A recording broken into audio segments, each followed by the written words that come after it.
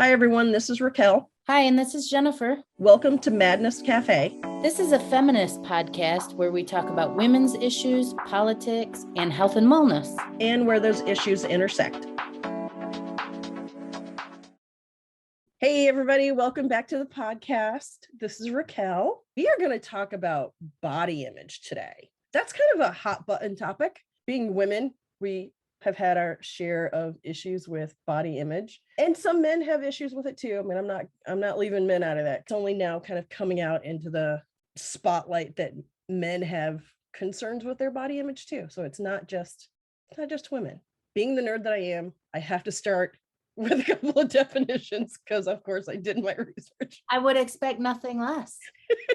Thank you, Jennifer. According to Psychology Today, body image is defined as the mental representation an individual creates of themselves, but it may or may not bear any relation to how one actually appears. Body image is subject to all kinds of distortions from the attitudes of one's parents, other early experiences, internal elements like emotions or moods, and other factors. And then one other quote before we kind of launch into things from centerstone.org, and this is when they're talking about teen body image. They say your body image is about much more than how you feel about your appearance.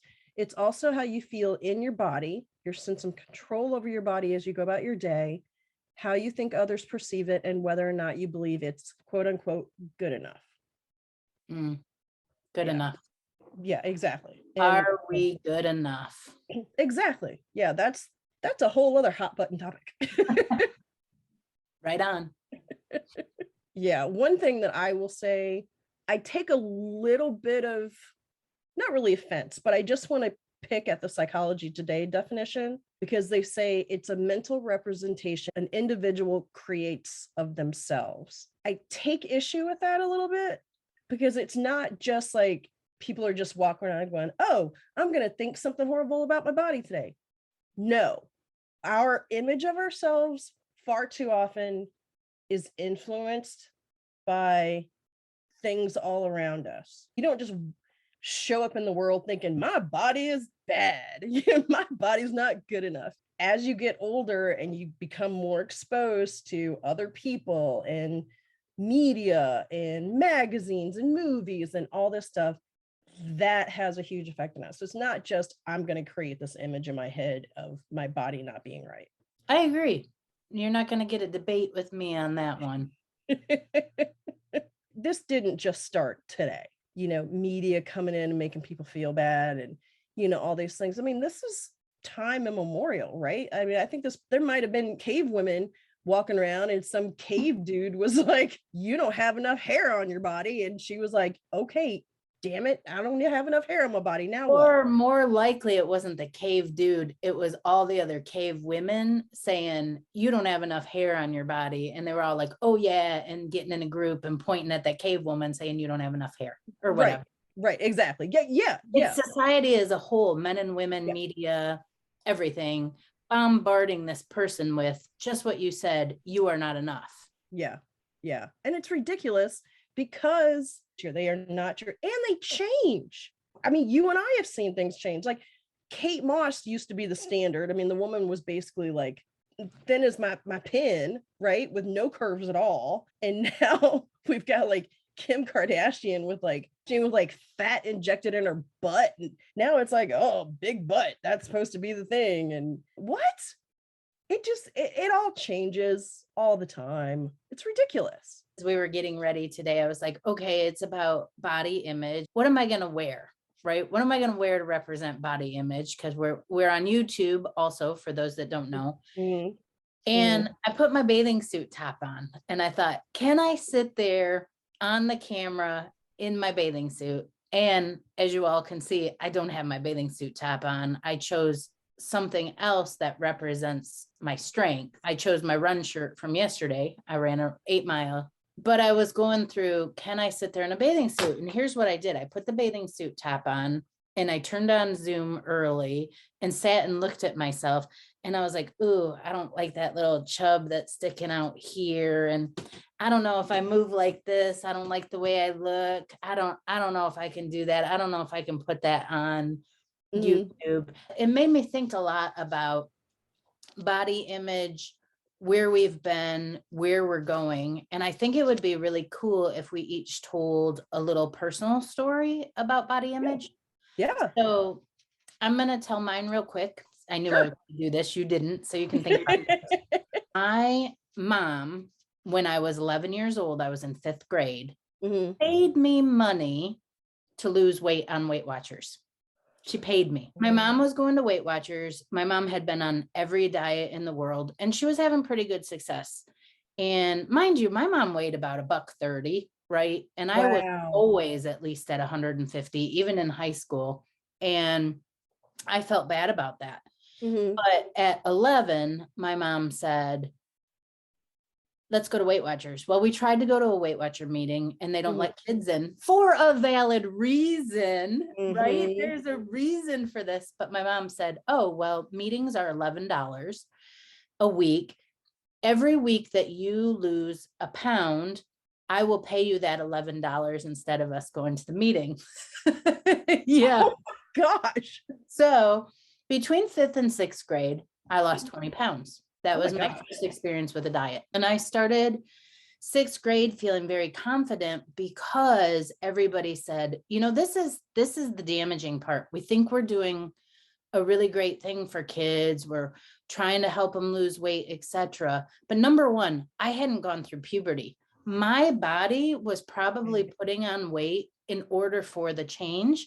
And my family saw it as me getting fat and put me on a diet, right? But then the other thing was, as I lost weight, people congratulated me. They were giving me kudos and telling me how good I looked and how awesome it was, right? And then, so that felt really good. On the flip side of that, this is one of the things I remember so much in my growing up, and it's a little bit painful. On the flip side, towards the end of 6th grade, I started putting the weight back on. And this one particular day, my outfit must not have looked good because my 6th grade teacher, Mr. Watson, who I love with all my heart, my favorite teacher ever, pulled me aside quietly. And he said to me, I know that you and your mom worked on this diet and you're putting the weight back on. He told me this. Oh no. It was humiliating. And then that very same day, I went over to my dad's and I got there and my dad said, I want to talk to you upstairs. And he pulled me up to my room in the quiet, told me how inspiring I was to him when I lost weight, how he decided to lose weight because of it, but he could tell I was putting the weight back on. Oh What I no. was told as a 6th grader. It seemed to me in many ways at that time, even though I couldn't verbalize it, that my value was based on my weight. And I have struggled with that and continue to struggle with that. That's something my therapist and I talk about and work on almost every time I see her, is value of weight equating to who you are as a human being. That has been a huge struggle. The other thing that I did is when I was in high school, I used to buy magazines and I would cut out pictures and stuff, but I was obsessed with bulimia and anorexia. I cut out every single article I could find on it and I made a notebook about it. I studied that stuff. I never did it. I never once even made myself throw up. I thought about like, okay, could I do this? Could I make myself do this to be thin? In college, I basically stopped eating and smoked cigarettes and lost about 20 pounds. That was my big successful diet, was actually physically starving myself. And so what I've come to realize in this, and these are just like highlights of, because I've been on every diet under the sun. I've had success. I've had not success. I've lost weight, put weight back on. I've struggled with it. And what I come to realize is I would say I'm defined as someone who has disordered eating pattern. I spend way too much time thinking about food and the effects of food, and people see me as someone who eats healthy. And that's probably true. I've spent a lot of time learning about nutrition and what our bodies need. And I probably do, for the most part, eat pretty healthy, but I am a disordered eater. I have disordered body image, disordered eating. It has affected my life. It has probably kept me from living kind of a happier life in some regards. Mhm. So how about you? What's your story with body image? Oh my gosh. When I was, I don't know, maybe like 9, I guess that's about right. Somewhere around like 8 or 9, 10, somewhere around that age. My mom, like a lot of moms, had magazines around the house, like Cosmopolitan and Mademoiselle and Glamour and like all these magazines, right? So as a little kid, I'd flip through them too, because they're there, they're fun and they're pretty, and you see all the makeup and the pretty stuff. And there must have been some article about thigh gap. Oh, thigh gap, the thigh Yeah, gap. thigh gap. Yeah. And think about it. This was like 40 years ago, basically. And I see this and I was like, huh, do I have that? I was a skinny little kid. Like I didn't think about my body really at that age, but looking back at pictures, I was a skinny little kid. I remember looking down at my legs and I was like, I don't think I have what they're talking about. For like turning to my little brother, which why would I ask my little brother? I mean, come on. And I go, look at my legs. Do they look like these legs? Are my legs okay? And my brother goes, no, your legs don't look like that. Your legs look different than that. And in my head, and he probably meant nothing at all. No, he didn't care. Right. He didn't care. But in my head, I heard, oh, my legs are fat.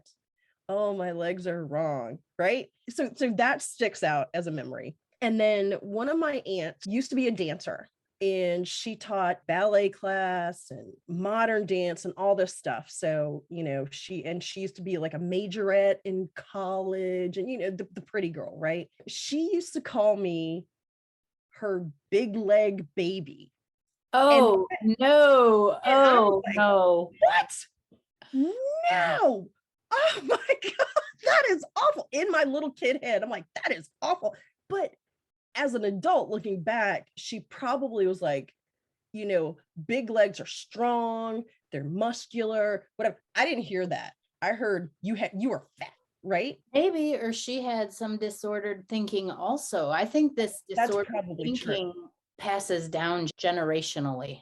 That's probably true too. And then, oh my God, and this is another memory. Our parents split up when my brother and I were really, really little. At one point, I remember my mom taking us to go visit our dad's mom and dad. His mom was a really heavy woman.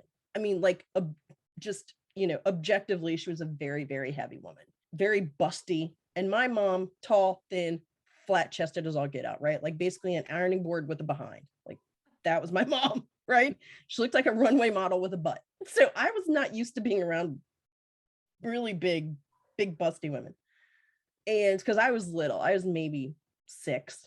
So the fact that this stands out is awful. And so she bends down. We get out of the car, we're in front of the house, and she bends down. Why am I telling this? She bends down and she looks at me and she goes, come give me a hug, you little heifer, you. And I was like, she called you a heifer? She called me a heifer. And I was not big as a child. I was itty bitty. And and see, I knew what a heifer was, right? Like I knew. And I knew I did not want to be called a heifer. No. And I remember turning around and looking at my mom like, do I have to? I don't like this lady. Do I have to hug her? And of course, my mom gave me this look like, if you don't hug this woman right now, right, you're going to be in big trouble, right? We were all made to hug people we didn't want to hug. Yeah, exactly. And so I hugged her, and I just remember like, oh my God.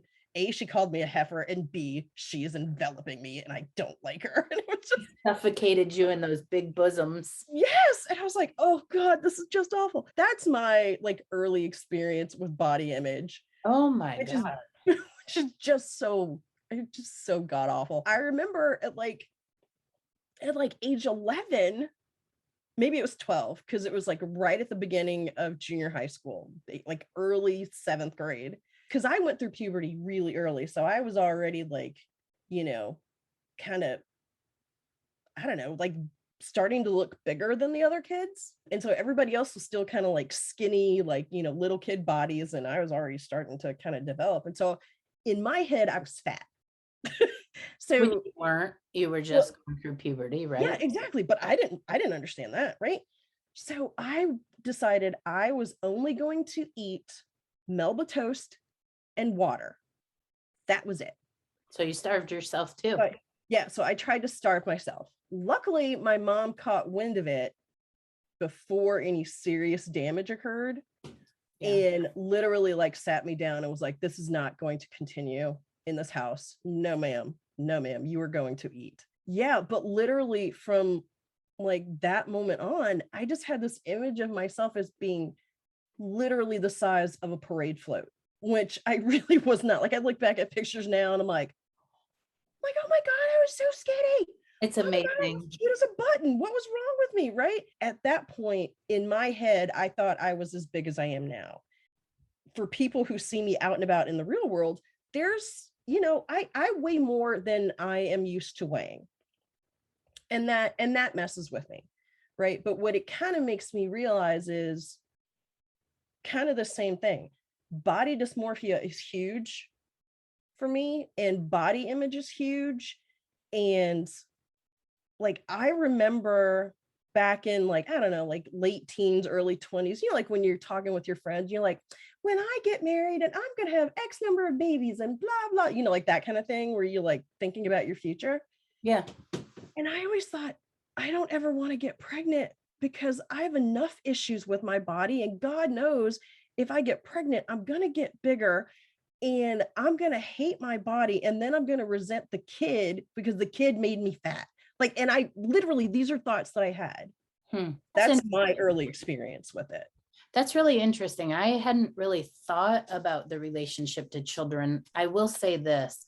My mom always said that her mother was like the first anorexic. She was so obsessed with weight. She would, one of the things she did, which was really unique, is she baked cookies every single day. Every single day she woke up and baked cookies for somebody or some neighbor or some family member or for the church. And she would pass the cookies out, but she never ate any of them. It was like this self-control thing. When we would go see my grandmother, like your grandmother, my grandmother, the first thing she would do is like, look at us, look us up and look us down. And she'd be like, oh, you've gained a few, or, oh, you've lost a few. It was always focused on what we looked like. And then for my mom with pregnancy, one of the things she told me is she used pregnancy as a time to lose weight. Yeah, that's how sick this goes. This is a family sickness. My goodness. She realized that your body would use extra calories. So she would eat less while she was pregnant so that when the baby was born, she would weigh less than when So she basically starved me. And that's how this all started. No, I don't feel that way. I don't think my mom understood the kind of the consequences. I don't think my grandmother understood the consequences. I tried very, very, very, very hard to really watch myself speak in front of my kids. And I tried very, very, very hard not to ever comment on their weight. What I found out in my discussion with my kids today is that my daughter's been reading this stuff about you grew up with a mom that has an eating disorder, because even though I tried not to be verbal about it, my kids still picked up on my eating disorder. Interesting. And part of that is because I got so focused on health and wellness, as sort of I'm doing my own therapy right now, as sort of a substitution for diet culture. I went to health and wellness culture. And I'd be lying if I said I was running only to be strong. I'm running to keep my weight under control, partly. Almost everything I do is somewhat motivated by weight loss. Yeah.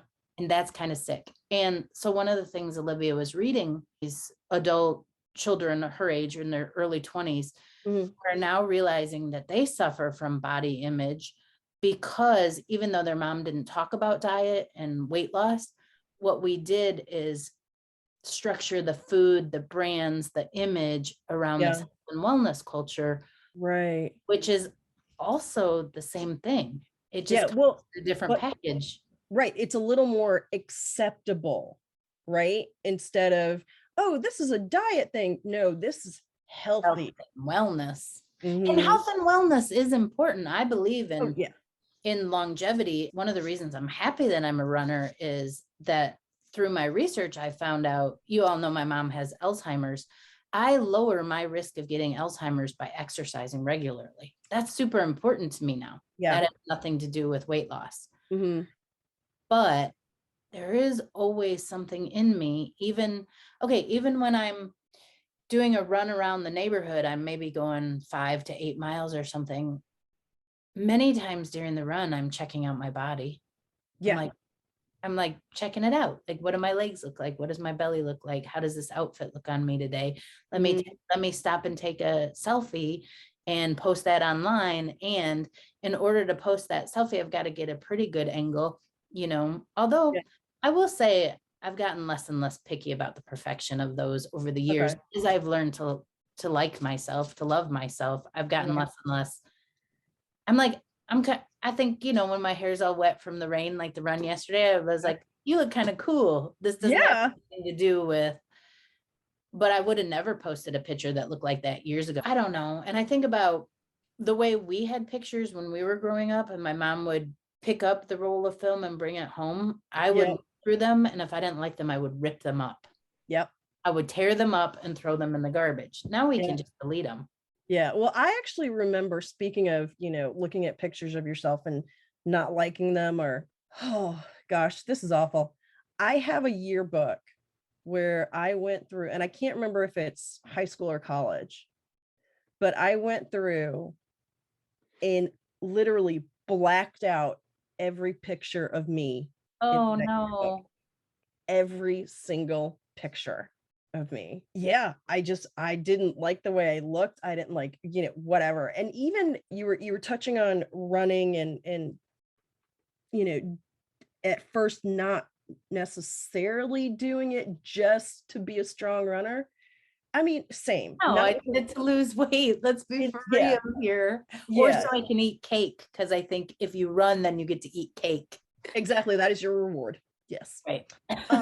But there is definitely an aspect for me as an adult of working out to lose weight. In addition to that, exercise for me serves two other purposes. First off, I am much kinder to myself, body image wise, mentally, all the things, when I'm keeping my body in motion. There's also that I like being strong, and I just physically, just generally am a very strong woman physically, and always have been, like, kind of a strong kid, to the point, like, when I was little and I'd be horsing around with like my brother and my cousin, I'd punch one of them, and my aunt would be like, okay, you really hurt him.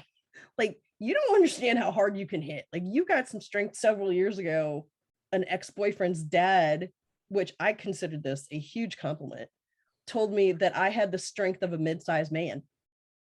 And I took that to heart. I was like, yes, I do. As man. Yes, I do.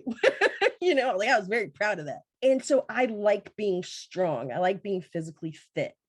And yes, don't get me wrong, I like when my clothes fit well. I like when I feel good in my skin. Let's be honest here. I like it when men find me attractive. Well, I think we all. Yeah, like, we all want to be attractive to whoever we want to be attractive to, right? Yeah, for sure. So so all of that is in the mix. But that's different than men leering. Well, yeah, for sure. Because I don't like that kind of attention. Yeah, no, that's not the same. Okay. But I really like being physically strong.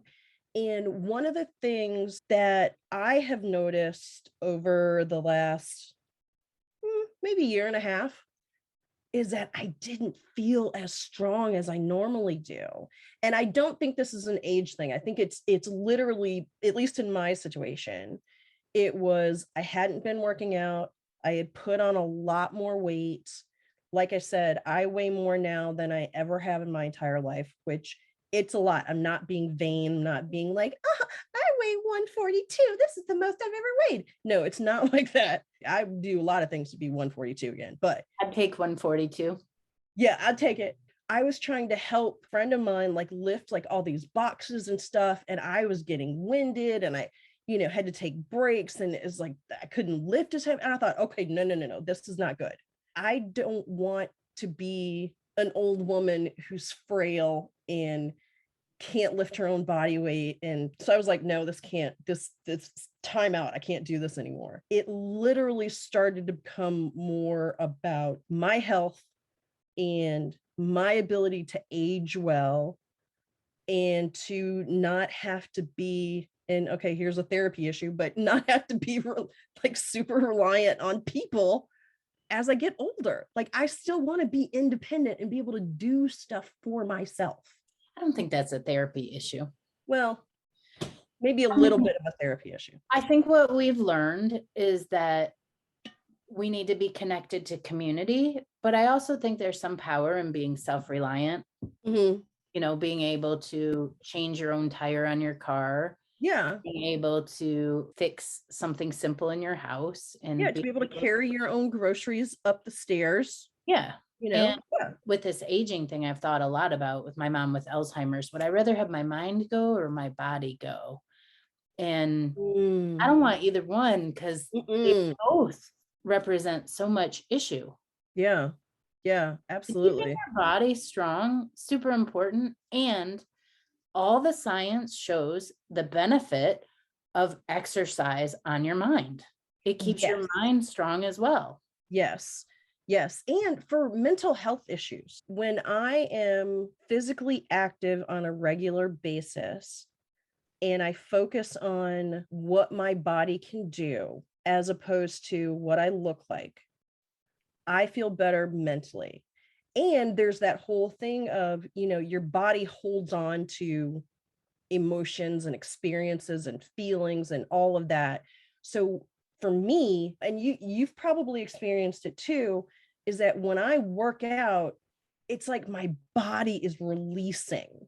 Oh, completely. Stuff. That's one of the benefits for me of having been in sports, is that sports allowed me to focus on what my body was capable of and how to make my body respond better and to become stronger, as opposed to let me get thinner and let me become an object to gaze upon. I talked about it in our sports episode when my diving coach was like, oh, you need to lose 15 pounds. The hell. And I didn't. And it wasn't necessary. I was physically strong and I was able to do what I needed to do as a diver and be successful without losing that 15 pounds, which that was unnecessary. Yeah, there's a lot of talk about this in the running community because there still is pressure to be thin. Like a lot of times they will be, I don't know, people will make comments about runners who are chubbier, et cetera, or they may not be eating right or whatever. And this probably isn't correct.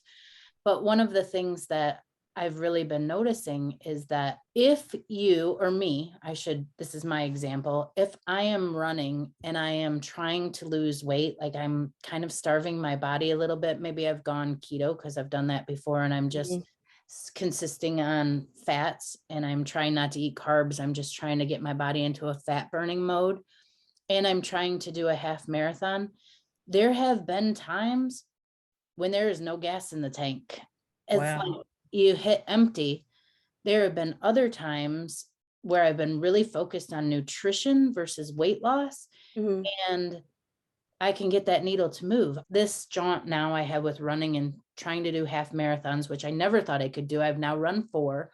Wow. And trying to do my first full marathon in January, I've had to really get serious about, okay, how are you fueling this body? And in yesterday's 8-mile run, I always start my runs completely fasted. I have a hard time running with food in my body, but I can't go much over 5 miles without any food. Okay. So yesterday I practiced with these gel packs that runners use. And usually I do chews, but I have trouble chewing and I need some kind of food. So they were giving away these free gel packs. So I grabbed them. And at mile 3, I held it in my hand and I started just taking a sip of the gel pack as I was going. And it took me 1.5 miles to complete the first gel pack, but I actually could digest it that way. And then on mile 6, I opened the second gel pack and did that again. Mhm. And I now think I figured out a way to fuel my body. And that is what I was feeling. I was not focused on what I looked like. I was not focused on my skinniness. I was focused on the performance of my body. And did I have enough fuel to run those legs? Okay, that's an amazing experience. That is about what is the human body capable? My human body, what is my human body capable of? If you would have asked me when I started this running journey, if I would ever try to do a half marathon or a marathon, I would have been like, no way. So I see what you're saying about high school sports. I didn't experience that back then. I was just goofing off and having a good time, which was also valuable, right? Oh yeah. Yeah, of course. But now I get what you're saying. And that is a really cool experience. And that has nothing really to do. No, I guess it does have to do with body image. You know how we always do the 3-word thing? Yeah. Let's do 3 things that led to our not so good body image. And then 3 things that, yes, this is what I want. Okay. So like for me, my negative body would be fat for sure. Like fat is something I always thought I was fat, fat, unworthy, lazy. People equate fat to lazy. And I am not a lazy person, but these things, so that would be my negative body image. And then my positive would be like powerful, healthy, capable. Yes. I like that. Okay, how about you? Okay, so let's see. My 3 negative, fat, for sure. That would be one. Yeah, absolutely. Let's see. What else? Winded. I hate going upstairs and realizing at the top of the stairs, or even as I'm going up the stairs, realizing that I'm breathing way harder than I should. Yeah, that's a hard one for me. And weak. Yeah, weak. Oh, I don't like that. And I don't want to be weak at all. So that's just, yeah, that's not cool. Like I said, I like being strong.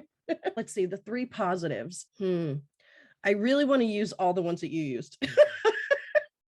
I think one that I would have to use is resilient. Oh, that's a good word.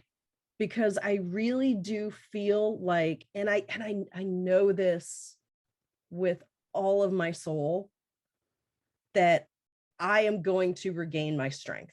What's another one? Movement. My body gets me from point A to point B every day, multiple times a day. It gets me where I need to go. This one is a work in progress, and maybe it always will be. Respect. There's the whole movement of, love your body, love yourself, blah, blah, blah. Well, I don't love my body every day, and I think that's okay. But what I do have for my body every day, some days more than others, is respect. I respect what my body is capable of and what I know I can get my body back to. And that even in my quote unquote weakened state or carrying too much weight, I still respect the hell out of the fact that my body still carries this weight and carries it well and still gets me through the day. That my body, as long as I respect it, it will continue to do these things. Yeah. Yeah. And I think respect for your body is maybe a little bit, I don't know. I think maybe that's a little bit easier it's an easier place to get to than loving your body. Because literally there are days I don't love my body at all. And, when I look in the mirror, when I get out of the shower and I see as this one woman I follow on Instagram says, my blub blubs, I don't really like my blub blubs. Don't really love those parts. I respect that the rest of my body, the body under the blub blubs, works. Okay, blub blubs and fat. Yeah. Why do we dislike it so? Like babies are born and they got a little chub on their bodies, right? And their little cheeks are and they've got these arms and the little thighs are so fatty thighs. And we're like, oh, they're so cute. And we love them. And we're like, oh.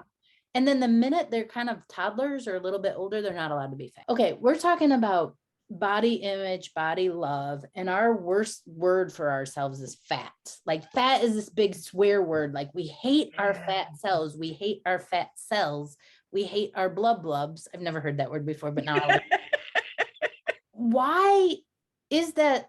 Okay, what if I gained 100 pounds? Am I any less worthy? Am I any less lovable? Am I any less of a good person? Am I any less of a bad person? Does it change me at all? It's just fucking weight. It's fat. Who gives a fuck? Right.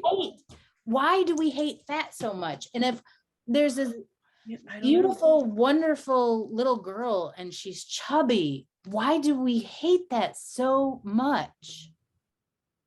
Give me the answer, Raquel. Well, let me see. Why is fat such a, and even in our own work, like we're both working on our self-image, we still can't accept fat. You realize that, right? We can't accept this. We're like fat bad. Yeah. No, I totally get it. Well, and here's the thing is that it used to be that, well, yeah, it used to be sexy. Like think about, Rubenesque women, right? I would have rocked that century. Oh yeah, they'd have been like, oh yeah, go get her. She's good. Yeah, look at the curves on that chick, right? Yeah. Oh, yeah. Was it a century? Yeah, like 18th century, maybe. I don't know. Okay. 19th century. I would have rocked it though. Yeah. Oh yeah. And I've been laying on that couch, eating the grape with my Rubenesque body. You're so cute. At one point, being heavy was a sign of wealth. Right. Because you could afford to eat. Yeah. I mean, it is a pretty important thing. That is very true. So I don't know. We just hate on fat. We hate on fat. Fat is a swear word. Fat is the worst disparaging comment that you can make towards someone. You're like, you're fat. Your mama's fat. Your whole family's fat. It's fat. Why is it so bad? When little babies are born in little chubs and we love them, and every kid before they hit puberty puts on a little weight. That's the body's way of like collecting it so that it can grow, so that it can go through this tremendous growth spurt that it needs to go through. Well, and I get that. And I think some people do explain that to kids like as they're growing up, but how do you explain that? Demystify fat and, de-vilify fat if you're 52 years old and you're like, oh, look, she's fat. I'm not storing up any weight for a growth spurt. Like, what is happening? I'm not getting ready for puberty. I've already gone through menopause. What the hell? We have this terrible anti-fat culture, and I don't know if body positivity fixes it. Like, I think body positivity is important. I think it helps. I don't know if it totally works. It's not a panacea for sure. When you see people online on Instagram or Facebook and they're celebrating their body that's a little bit heavier and has a little bit of fat on it, do you immediately go, oh, they're beautiful? Or do you in your head say, oh, they're beautiful despite the fact that they're fat? Like, it still doesn't work. No, I think they're beautiful, but then I also think, how did they get to the point where they can do that? Like, how did they get to the point where they can, first off, just like just embrace it all and show it and wear like the crop tops or the body conscious dresses or, whatever, like all the stuff. And I'm like, how do you get to that point without losing the weight first? Right? Like, that whole thing is baffling to me. When you see it and you see somebody's fat roll under their clothes, like sticking out. I know I've tried really hard to cover that my entire life, to shove it in some spandex or something else. Yep, same. And nobody's fooled, right? Nobody's fooled. They know it's there. But that being said, when people choose to just put it out there and you see the fat roll and, their muffin top is hanging out over their jeans and their crop top is, how do you feel about it? Because it makes me uncomfortable. I'm going to be honest here. I'm like, I look at it and I'm like, oh, I don't know. I can't do that. I couldn't even sit on this episode in my bathing suit top. Yeah, it does make me a little bit uncomfortable for sure. I'm going to be honest. But why? But I don't know. Me neither. I don't know. It's some kind of internalized something for sure. Because in our heads, we think it's wrong. You should cover Yeah. that shit up. Yeah. But you know what? There's two women that I can think of who they're heavier women, but they work it, right? I mean, they live their lives and they wear their clothes and they're beautiful. One is Ashley Graham. She's a model. And I mean, of course, she's an undeniably gorgeous and she fully embraces her full figure. I mean, she's gorgeous and she's beautiful and all the things. And then there's a woman named, I think her name is Katie Storino. And she does like all these things on Instagram where she calls out like body shaming, fat shaming, and you know how they'll show like a really skinny model wearing some outfit, and then she'll find that same outfit in her size and show that, look, bigger women can wear these outfits and rock them too. So I really dig her too. I follow her, but sometimes I look at it, and I'm just being honest here because that's what this podcast is about. Sometimes I look at that and I think, oh, but it looks better on the smaller model. Yeah. I don't want to think that. I want to think, and I think she's beautiful and I think she looks good in her clothes. And I'm super proud that she's doing this because I feel like it's part of the movement that we need. But my mind goes to, but it looks better on the skinny person. Yeah, I could see that. Yeah. But and honestly, I applaud you for admitting that, because I mean, I do think the same thing sometimes. Like I'll see a woman, who's, heavier, and she's wearing like leggings, and clearly not because she just came out of the gym, but literally just like as a walking around outfit, and she's not wearing like a long shirt over them. And I just think, oh, honey, can you put something on over that? Like, and that means we're part of the problem. Well, I would say that we're maybe like the bridge between the problem and the solution, because I don't then go and shame this woman for wearing what she's wearing. No, but do you believe that whatever our thoughts are, our thoughts lead to our actions create the world? If we're having these thoughts, I do believe that generally, but I do also believe that as beings with agency, we can choose not to act on our thoughts, because as we talked about on the last episode, our thoughts aren't always fact. That's right. Yeah. So our thoughts are not always fact. So yeah, just because my thought is the skinny one looks better doesn't make it true. Yeah. And the fact that you aren't then going to shame the heavier woman, that's also the action that's keeping you from taking your internalized, shame around body image and fat and then forcing that on somebody else.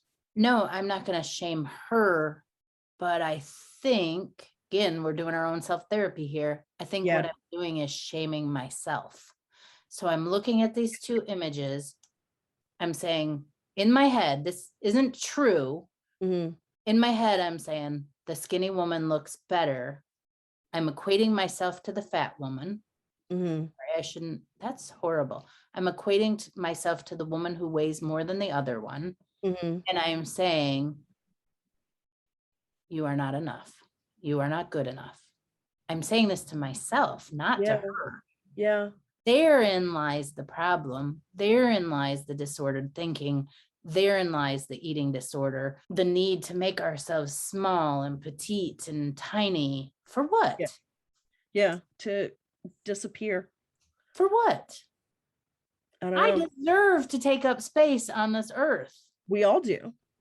Exactly. So what do you do to combat some of that, or to maybe not let those thoughts or those feelings completely take over? What do you do?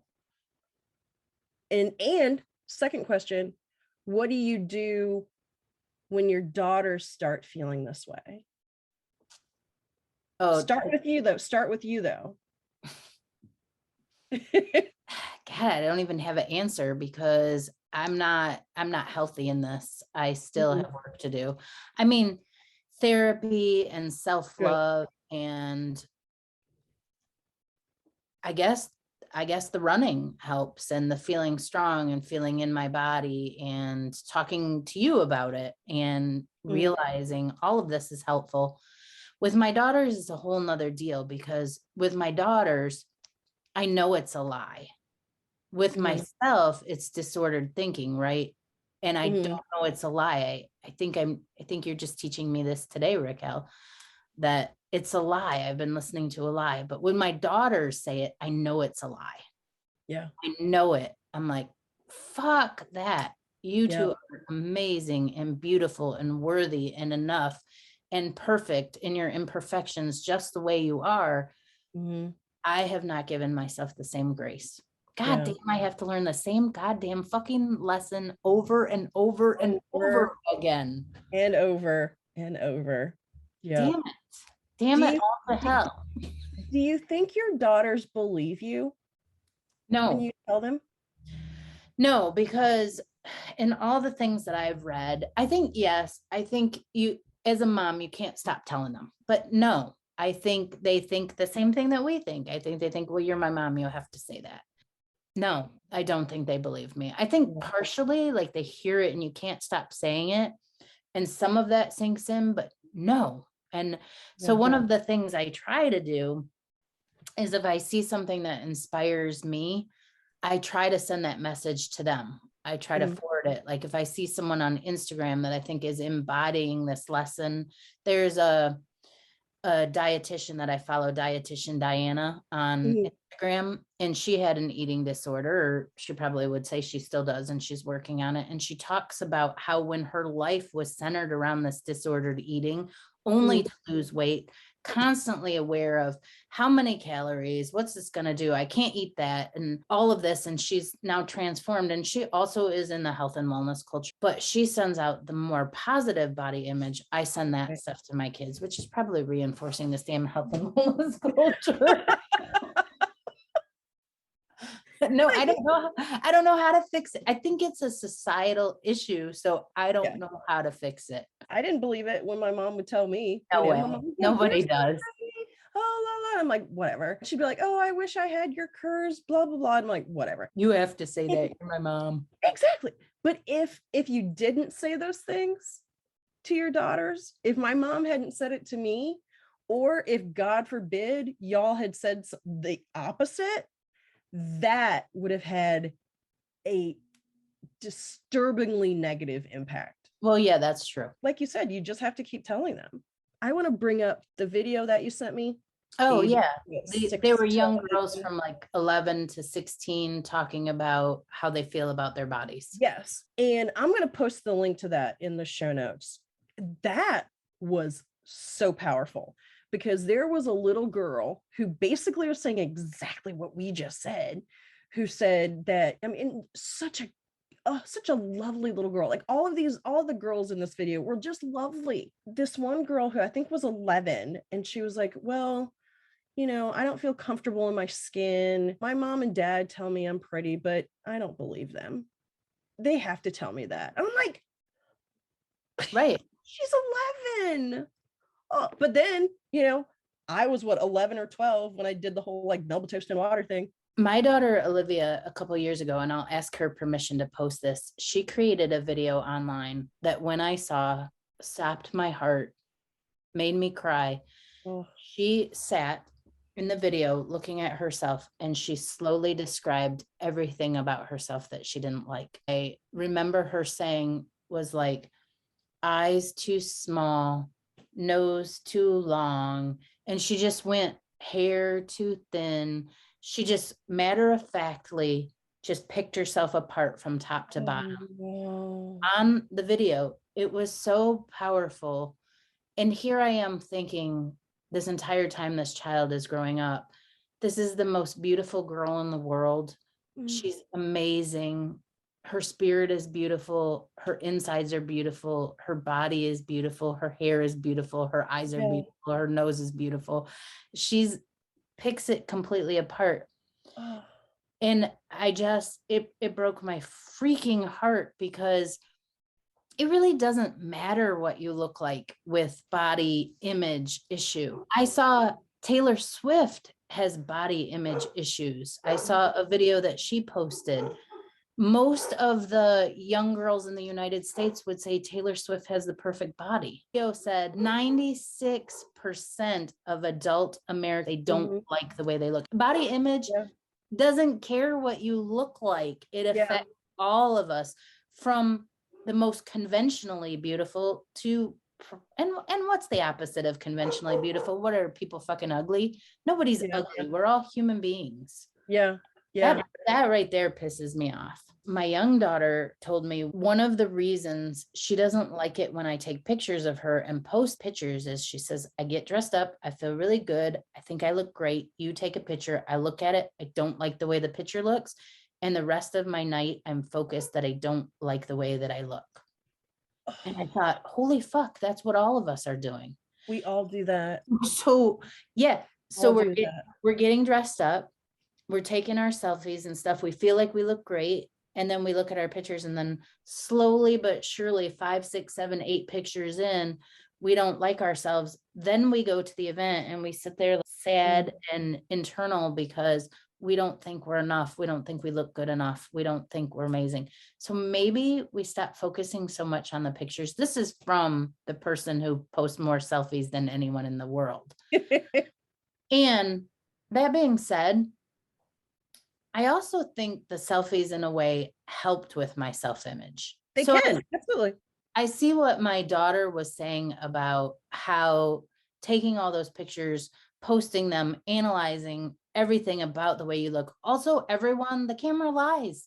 It's all about angles. Right now I have a filter on my face. Do you think I don't have a wrinkle? I have plenty of them. I'm 52, right? Camera lies, the filter lies, the angle lies, and we're all, but that being said, some of the stuff that I have posted on social media, the majority of it, I would say, has actually been good for my self-esteem. I have gotten less and less picky about the pictures that I'll post. I don't have to look perfect in them anymore. Like I thought I did before. And so for me, it's been a journey of self-acceptance, I think. And I've also seen other people do similar things. So I don't think it's neither good nor bad, but it is how you're using it. Exactly. And it's funny that you bring that up about taking the selfies as a way of, sort of the byproduct of that is that you feel better about yourself and how you look in pictures. There is this lady, she's on Instagram and she has a website and all the stuff. She posts selfies all the time from different angles and in different environments, all these things. And she has this program where she teaches you to love yourself through the art of taking selfies. I think I've done that process.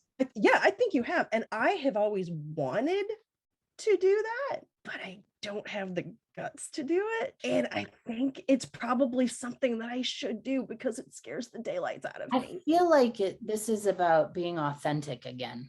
Okay. Yeah. So at first, when you're posting your pictures, you're very you're looking at every angle. But then as the process continues, it's more like, it's cute. I like it. It works. It's all right. And it's sort of like this authenticity. So yesterday when I ran this coffee run, it was pouring down rain, right? And my hair was splattered to my face, and it wasn't a conventionally attractive photo that I posted. I had a donut in my mouth and I was holding the coffee thing. In my old world, I never would have posted a picture where I was just sort of raw looking like that. That's not, nobody's going to look at that and go, ooh, I want to date with her. That's amazing. But it was the real moment of, I ran this fucking 8-mile thing and I kicked ass, and now I'm going to celebrate with my donut. And that to me, that's about bringing the authentic self forward and being able to show. Social media has been good for me, I think. And putting things out there, showing people the world. Maybe eventually I'll be brave enough to put my bathing suit top on and go on social media. I think the major detractor in that is if we're Mhm. doing that comparison thing. If we're going on Yes. there and comparing ourselves to every other person, Mhm. that could be very detrimental. And the people who are spreading that message, I have deleted them. I don't follow things that don't make me feel good anymore. I used to. Same. I've realized I don't need that in my life. Absolutely. Yeah, I've done the same thing, and I hope other people are doing that. That if there's something, if they realize that something that they're looking at makes them feel awful, I hope that they're deleting it and not following it anymore. Or if they're having days where they're feeling a little more vulnerable, a little more susceptible, maybe not in the best frame of mind, that maybe I would hope that people would kind of step back from social media on those days. Another thing I did that my kids thought was really weird was all of the selfies that I really liked. I Uh-huh. made prints of them and I put them all over my bedroom. Good In for my you. I did. My kids were like, "Why are you doing that?" And I was like, "Because I like the way I look." It really did Yeah. help. And most days I do like the way I look. Part of that was picking my own haircut, not having a haircut because I think that a man likes long hair. I've had long hair for years. I have nice hair. It's full and it's thick. So I have Mhm. good long hair. But I've wanted this haircut for a long time. And you know what? This haircut feels like me. Okay, so Yeah. maybe it's not conventionally beautiful with the long waves and whatever, but this cut feels like me. And Yep. I feel more authentically myself like this. Mhm. So maybe it's not an attractor to every single man. Guess what? I don't need Yeah, every but you single don't man. want every single man. Right. I, I would like a nice man. Well, of course. Being more comfortable picking out my clothes for me too. Yeah. I'm not comfortable with dresses that Yeah, push my no. boobs up and popping out. And I don't think there's anything wrong with that. I think that can be very attractive and very sexy. I don't feel comfortable that way. It's just Mhm. not me. This whole thing we're doing with this podcast, Raquel, about the subjects, about putting our truth out there, also Mhm. the truth about who we are. Like, how do I want to look? What do I want to wear? What are my favorite colors? What do I want to do with my body? These things, I think this is what builds our positive body image. Making decision based on how you feel and what you like, what you want to put forth into the world. That's what matters. How does it feel against your body? How does your body feel in that shape of that garment or the color of that garment or whatever that matter? I think we all have outfits or colors that we wear and we're like, that's it. That's when I'm wearing this or that color or that outfit or those shoes or whatever. That's my power item, right? And when I wear that, I'm good. This is something that I wonder about, and I really want your take on this. Do you think that this is a product of getting older, or do you think it's a product of doing the work? That's a tough question. I think it's a product of doing the work. This Mhm. year in January of 2021, instead of creating a vision board like I always do, I created a priority board. Okay. Talk about that Um, some more. yeah. And the center of my board says self-love. Directly under self-love, it has my children, but it has Okay. me first, it has self-love first. And I have to look at this because damn if I don't get off track on these priorities all the time. And I put everything else around it that was like super important to me. I do know that like these choices about my hair for me, because I know this sounds like such a trivial thing, this hair thing, but it's not trivial. I, for years, would not cut my hair because of that internal message that men like long hair. For Mhm. years, I would not cut it. It Mhm. did not, again, and I know we've talked about this before, it did never occur to me to say, yes, but Jennifer, what kind of hair do you like? Yep. Right?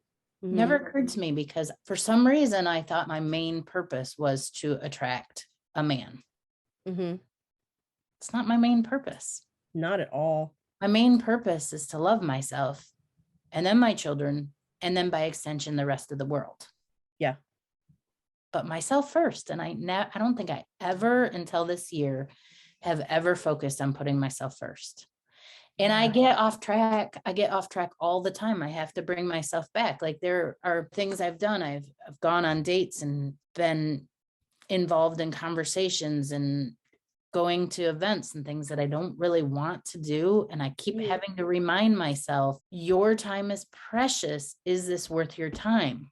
Mm-hmm. Is this something you really want to be doing? Or is there something Right. else you'd like to be doing? There is. Like creating this podcast with you is one of the things I really want to be doing. Mm-hmm. I loved our vision and our 500,000 followers, but not for that. For us, because no matter what comes of it, it's freeing and it's releasing and it's therapy and it's fun. I have a really good time doing it. And it's all based around self-love. Yeah. What prompted you to do that? What was the catalyst at that point, as opposed to maybe like 6 months ago or 6 months from now? I actually don't know, honestly, because for years I've been creating vision boards and I believe in the power of a vision board. I believe in the power of visioning. Yet there is something about the vision that is out there that's in the future. It's sort of future focused and it's about creation focused. Yeah.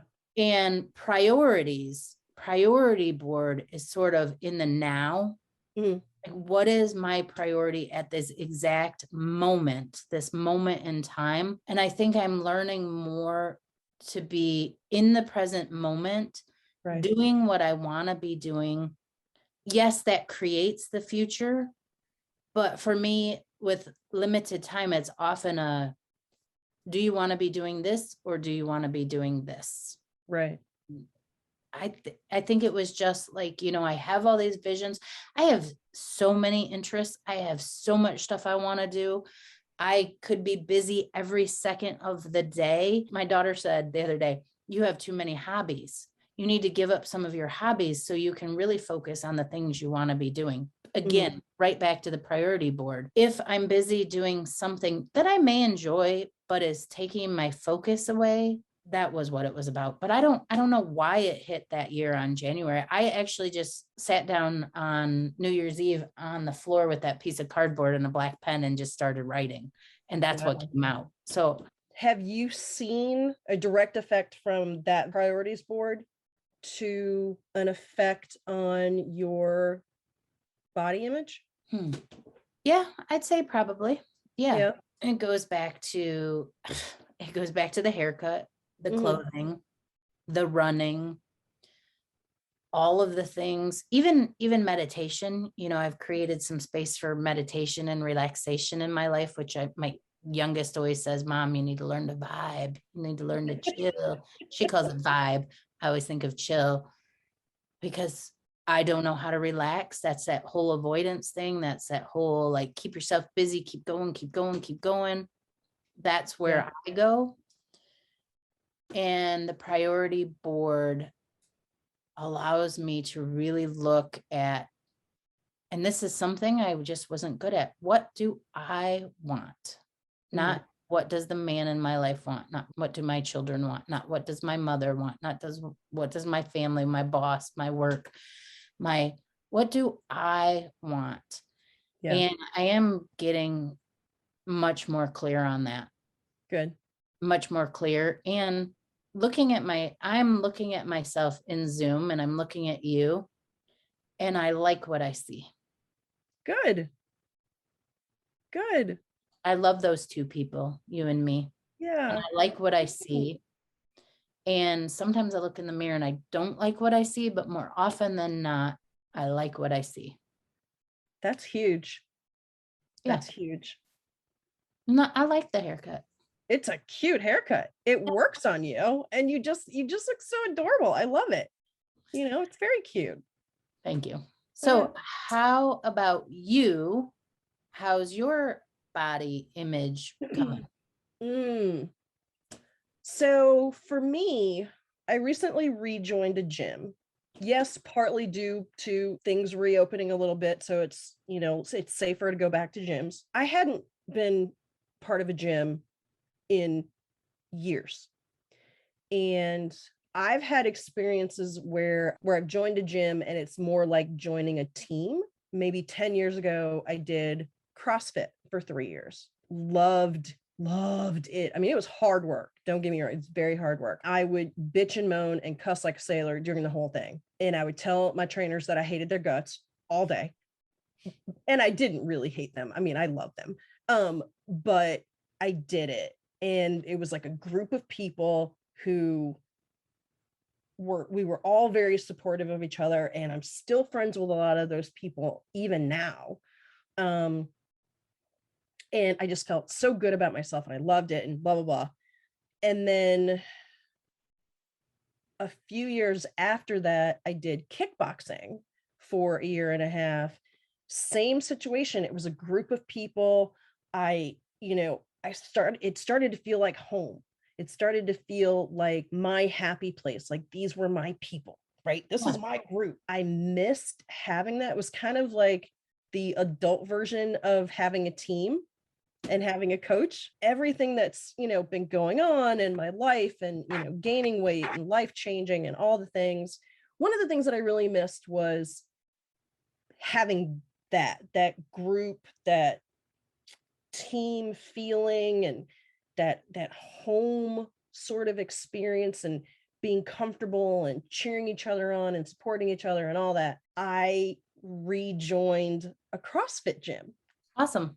Which I'm very excited about. And this particular gym offers CrossFit and kickboxing, so I can do both. And I granted it's only the first week, but people have been so supportive and so awesome. And I would say like 95% of the CrossFit instructors are women, and they are badass. And there's people of, different body shapes and fitness levels, and there's men and there's women and there's different ages and all the things. And I'm just like, this is awesome. My body hurts, but this is great. That in general just makes me feel better. I will say that I've had to make the concerted effort to go into it giving myself some grace, knowing that I'm not at the strength level that I was 10 years ago, but I will get back to that. Just in this week, I've seen improvements. The fact that I'm able to give myself the grace and that I'm not like beating myself up mentally, like, what? Why did you go down in weight? What is wrong with you? You're weak. Blah. I mean, there's none of that. So that for me is huge. And the fact that I'm going into a situation where I don't know anybody. That's so brave. Yeah. And to just be like, I'm going in, just going to be me. I don't know anybody, but I'm going to be, I'm going to say hey to people. And if I see somebody doing a great job, I'm going to cheer them on. Even if they don't know who I am, I want to cheer them on because they're doing a great job. And I would hope they would cheer me on. And it just feels great. And it makes me feel better about not just physically in my body or what my body looks like or the aesthetics or any of that, but I'm doing something for me that's just for me. It's not from the sense of, oh, I want men to look at me and desire me and blah, blah, blah. I mean, everybody wants to be attracted to who they want to attract. I mean, there's that. I want to get healthier and stronger and just be the best version of me that I know that I can be, that I have been before. I've seen this in me. So it's still there. I can get back to it. So this is me doing that. When I do things like that, when I focus on that kind of stuff, that helps my body image so much. And so that, like, coupled with getting rid of things from my Instagram feed that make me feel like crap, self-compassion, self-respect, respect for my body, all of that together for me is what helps me with my body image. Like, it's not just one thing for me. I'm really proud of myself for doing. It just makes me happy. Great episode. I love talking to you about this stuff. Me too. Thanks, Jennifer. Thanks, Raquel. Thanks everyone for listening today. We will be back with more Madness Cafe next week. You can find us on Instagram at Madness Cafe Podcast or email us at madnesscafepodcast@gmail.com. Bye.